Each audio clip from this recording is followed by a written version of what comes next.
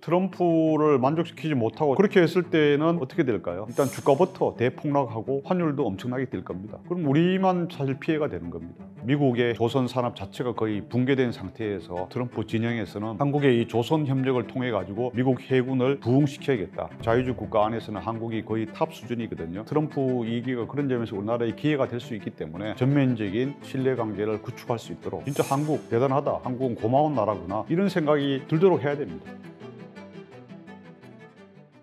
예, 안녕하십니까. 저는 송의달 서울시립대 초빙 교수로 있습니다. 트럼프가 지난 3월 4일 날 연방의회 상하원 합동 연설에서 트럼프는 자기가 43일 동안 다른 대통령이 4년 또는 8년 동안 한 일을 했다라고 말을 했습니다. 물론 약간 이제 과장이 섞인 자기 자랑 내지 이제 그 엄청난 홍보이긴 하지만은 사실 트럼프가 지난 50일 동안에 엄청 빠른 속도로 많은 일을 한 것은 사실이다. 저는 그렇게 봅니다. 일단 행정명령을 거의 90개 가까이 했고, 또 행정명령과 이 메모랜덤, 보고문 포함해서 대통령으로 할 수 있는 그런 것을 한 400개 이상을 했습니다. 그러면서 이제 트럼프가 지난 3월 10일 날 50일 동안 50개의 승리를 거두었다라고 백악관 홈페이지에서도 밝혔습니다만, 국내적으로는 불법 이민 문제라든가 또 펜타닐 문제, 여러 가지 또 DEI, Diversity, Equity and Inclusion, 이런 문제에 대한 트랜스젠더 문제도 상당히 많은 해결을 했지 않습니까? 그리고 또 국제적으로도 관세 문제를 가지고 하나의 그 세계적인, 진짜 어떻게 보면 좀 나쁘게 말하자면 평지풍파를 일으키고 있는 것이고, 세계 질서라든가 국가 간의 관계를 완전히 새로 쓰고 있다.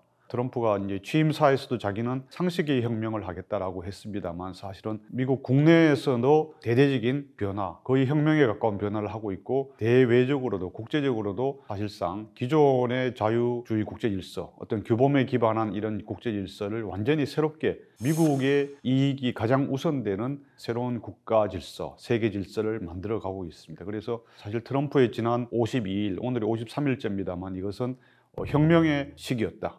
사실은 이 거친 폭풍과 이 파도가 불어오는 미국 국내와 국제사회에 있어서 그런 시기였다고 판단하고 있습니다.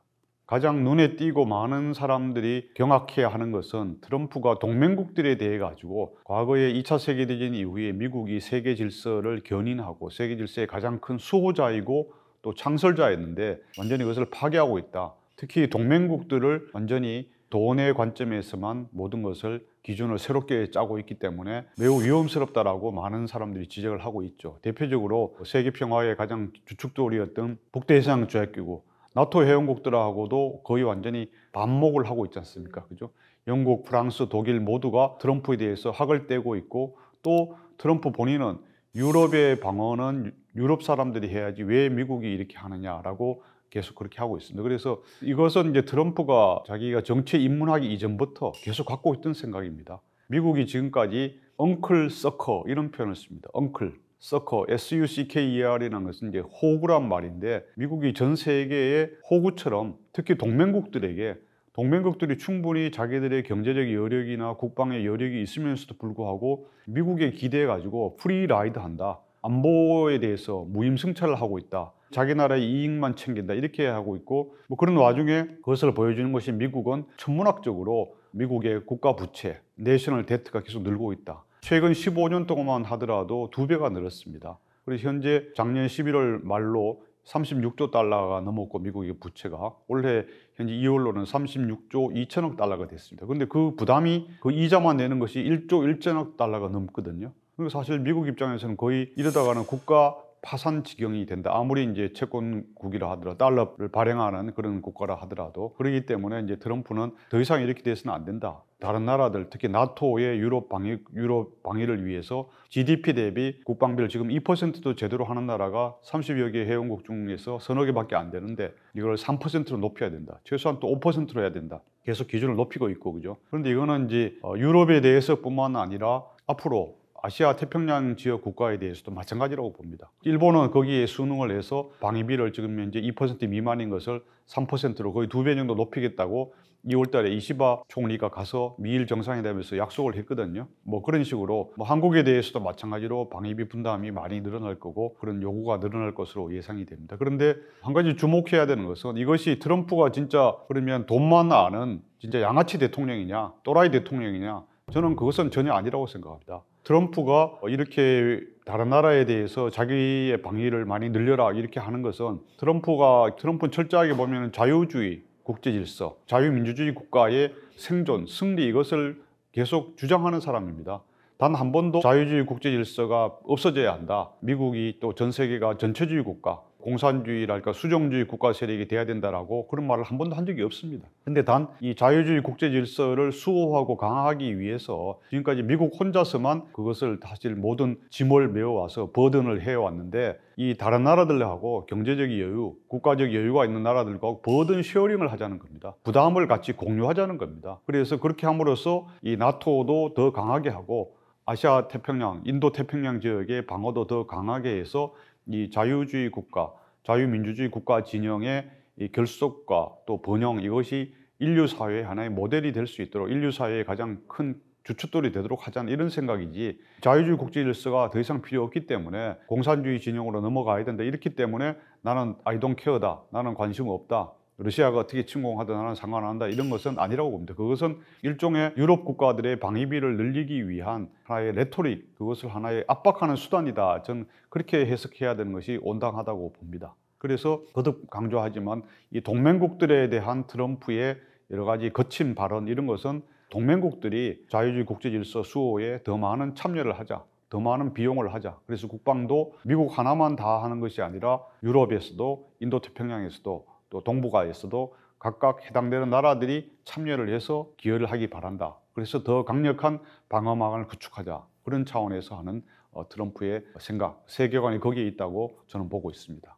지금 현재 미국이 처해 있는 상황이 너무 안 좋고 또 이러기 때문에 이제 트럼프의 생각은 트럼프가 가장 큰 미국의 위협 세력으로 꼽고 있는 것이 실존적 위협으로 꼽고 있는 나라가 중국이거든요. 결국 트럼프의 모든 대외 정책의 앞으로의 초점은 중국에 잡혀 있는데 아직은 취임한 지 50일 잠깐 넘은 상황에서 지금까지는 중국에 대해서는 거의 터치를 사실 잘 안 하고 있습니다. 물론 2월 달하고 3월 달 들어서 관세를 10%씩 또 15%씩 높이기로 했습니다만은 그 이외에 현재까지는 트럼프가 보면은 취임 전후로 해서는 미국을 둘러싼 것, 남북 아메리카, 그러니까 캐나다, 멕시코, 콜롬비아, 파나마, 그린란드 이런 미국 주변을 주로 하다가 그 이후에는 1월, 2월에 되면서는 중동, 가자 지구라든가 또 우크라이나, 러시아 종전 협상 이런 데 쪽으로 많은 것을 초점을 옮기고 있습니다.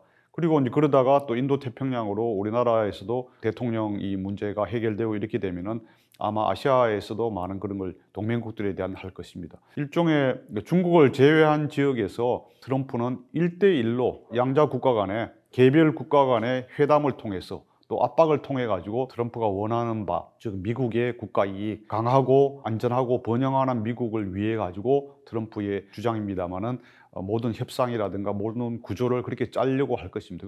그걸 완성한 다음에 어느 정도 거기 완성이 된 다음에 중국을 상대로 해서 직접 만나서 또 중국에 대한 여러 가지 협상과 당근과 채찍 이런 걸 가할 것으로 저는 예상하고 있습니다.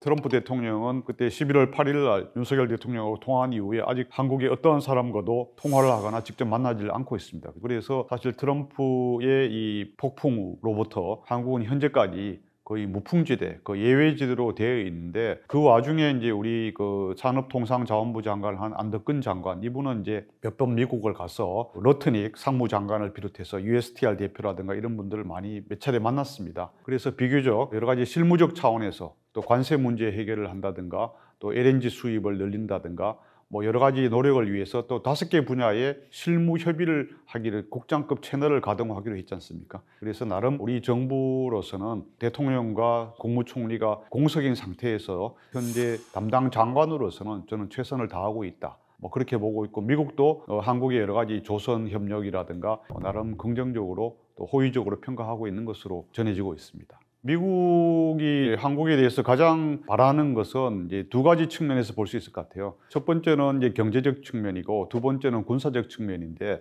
뭐 물론 두 가지가 또 서로 연계가 되어 있습니다. 그죠? 경제적 측면에서는 한국의 이 제조업 역량이 뛰어나니까 자유주의 국제진영 국가들 가운데에서 뭐 일본이나 대만이나 또 인도보다도 한국의 이 제조 포트폴리오가 상당히 잘 짜여져 있고, 중국보다는 못하지만 중국은 이제 수정주의 또 권위주의 국가라고 봤을 때 자유주의 국가 안에서는 한국이 거의 탑 수준이거든요. 그래서 특히 이제 이건 군사하고도 연결되어 있습니다만은 미국의 해군력이 지금까지는 현재 세계 최강이긴 합니다만은 조선 산업 자체가 거의 붕괴된 상태에서 해군 군함을 거의 건조를 못하고 있고 상선도 건조를 거의 못하고 있습니다. 그죠? 그래서 트럼프 진영에서는 한국의 이 조선 협력을 통해 가지고 미국 해군을 다시 부흥시켜야겠다. 그러지 않고는 세계적인 군사적인 패권이랄까 중국에 도전해서 미국이 매우 지켜내기 힘들다는 판단을 하기 때문에 그런 조선 협력을 많이 바라고 있고, 그죠? 또 알래스카의 LNG 프로젝트, 이것도 이제 미국의 알래스카 주 국회의원들은 물론이고 미국 정부에서 이게 앞으로 상당히 미국을 번영하게 만들 아주 중요한 프로젝트다, 이렇게 생각하고 있지 않습니까? 그래서 물론 그게 매우 어려운 작업입니다. 그죠? 거의 뭐 20년 전부터 계속 아이디어로는 나왔는데 꽁꽁 얼어붙어 있는 알래스카 북부로부터 남부까지 1300km의 파이프라인을 이제 건설해야 하는 아주 어려운 작업입니다. 이 작업에 몇십조 원이 드는 거죠. 한 70조 원 정도가 드는 그런 사업이고, 또 이것이 금방 1, 2년 내에 되는 것이 아니라 거의 5년, 10년이 걸릴 수 있는 사업이다 보니까 뭐 엑손 모빌도 출소하고 그랬습니다만은 트럼프 대통령이나 또 트럼프 행정부 입장에서는 이런 어려운 사업을 한국이 같이 해주면은, 일본은 이시바 총리는 지난 2월달 그 미일 정상회담에서 거기를 하겠다는 의향을 적극적으로 밝혔거든요. 한 나라만 하면 매우 위험 부담이 크지만은 일본하고 같이 하고 또 미국 정부에서도 여러 가지 조치를 취해주면 세금 감면이라든가 여러 우대 조치를 이렇게 한다면 충분히 할 수 있는 다국적 프로젝트가 될 수 있습니다. 그래서 미국은 이런 분야에 있어서도 같이 한국의 참여를 바라고 있습니다.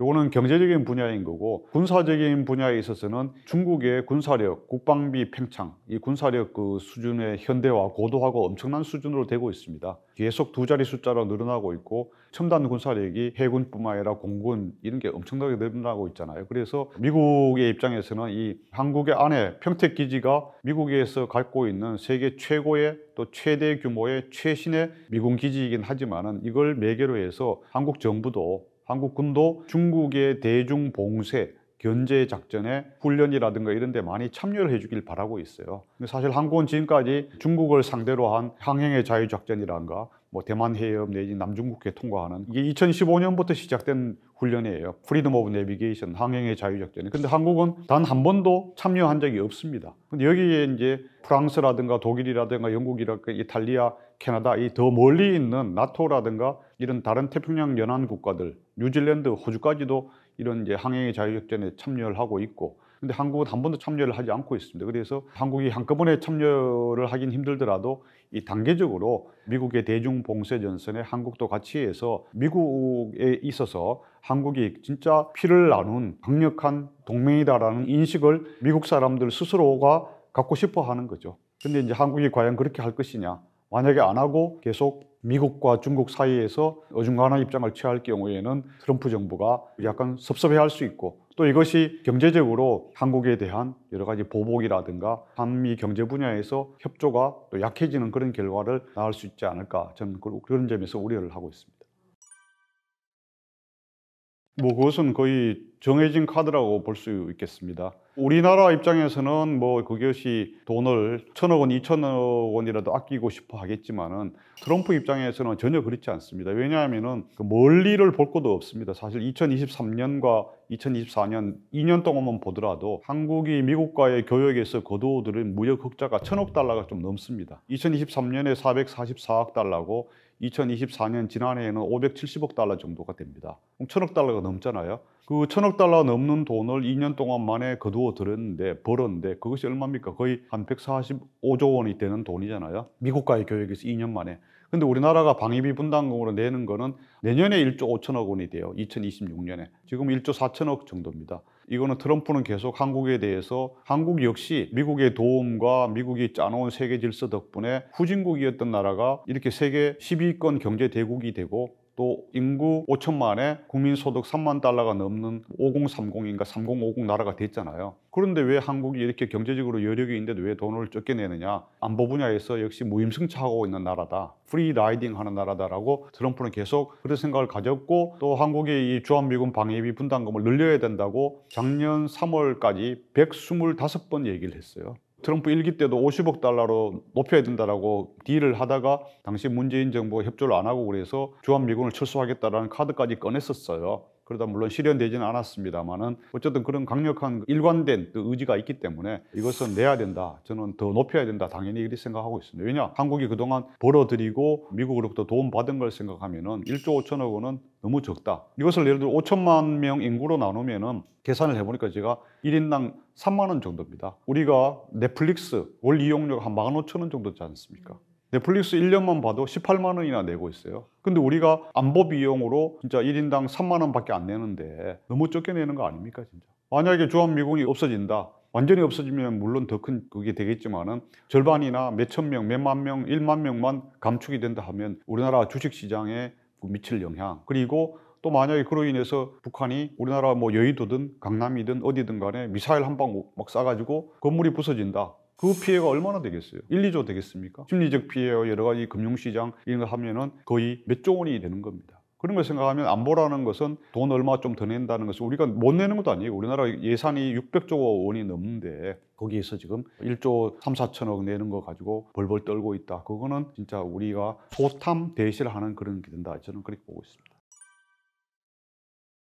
사실 우리가 뭐 미국에 주려고만 생각할 것이 아니라 미국에 반드시 우리가 협조해 주는 대신에 반드시 얻어내야 됩니다. 트럼프도 그런 걸 당연히 생각하고 있습니다. 모두 트럼프가 가장 좋아하는 말이 give and take잖아요. 서로 주고 받는 그런 전략이라든가 그런 세계관에 트럼프는 어느 누구보다도 그 어떤 정치인보다 투철합니다. 그래서 우리가 미국에 주기만 하고 얻어내지 못한다면 진짜 한국은 바보 같은 나라다 이렇게 주장할 겁니다. 가장 대표적으로 우리가 얻어낼 수 있는 것이, 저는 뭐 많은 사람들이 핵무기 관련해서 한국이 핵 잠재력 확보 또는 원자력 그런 것을 관련해서 일본 수준으로 뭐 미일 원자력 협정 수준으로 한미 원자력 협정을 높여야 된다 이런 주장도 합니다. 물론 그것도 필요합니다. 그러나 더 중요하고 실질적인 것은 우리가 이 경제와 기술 분야에 있어서 미국과의 협력을 좀 더 전면적으로 확대하고 심화해야 됩니다. 분야별로. 예를 들어서 지금 한미 원전 동맹이나 또 한미 우주 동맹 이런 것이 분야별로 좀 하고 있습니다. 그러나 이것을 거기에만 할 게 아니라 AI 분야라든가 또 반도체 분야도 더 확대해야 됩니다. 우리 한미 간에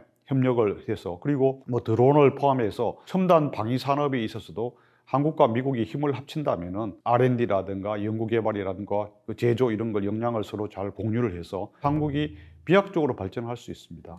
그래서 그렇게 됐을 때는 좀 우리나라의 제조업이 원래 세계 1위였던 게 많잖아요. 조선도 그렇고 2차 전지도 그렇고 다 세계 1위였습니다. 반도체도 그렇고. 근데 지금 중국에 의해 가지고 우리나라의 8개 핵심 대표 주력 산업이 그중에 반도체를 제한 7개가 모두 중국에 추월당했어요. 디스플레이도 그렇고. 사실 이렇게 이런 와중에 이게 계속 이런 흐름이 계속된다면은 한국은 거의 중국에 밀려나서 전 세계적인 공급망에서 중국의 하청 공급 기지로 전락할 가능성이 매우 높다고 봅니다. 이것은 모든 여러 전문가들이 이렇게 예상을 하고 있는데요. 이것을 탈피할 수 있는 가장 확실한 카드는 역시 미국하고 협력을 해서, 미국이 원천 기술이라든가 과학 기술에서 아주 뛰어난 게 많습니다. 원전을 물론 포함해서 바이오도 그렇고 의학도 그렇고. 그래서 그런 것을 한미 간에, 특히 트럼프 행정부와 우리나라 정부 간에 어떤 깊은 신뢰와 무한한 신뢰가 있어야만 사실 가능한 겁니다.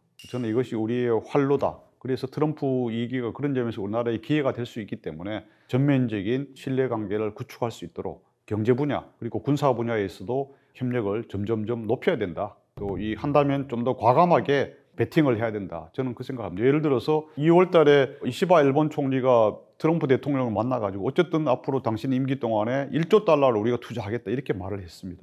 사실 1조 달러 쉬운 일이 아닙니다. 우리나라 전체의 한 해 GDP가 1조 7천억 달러잖아요.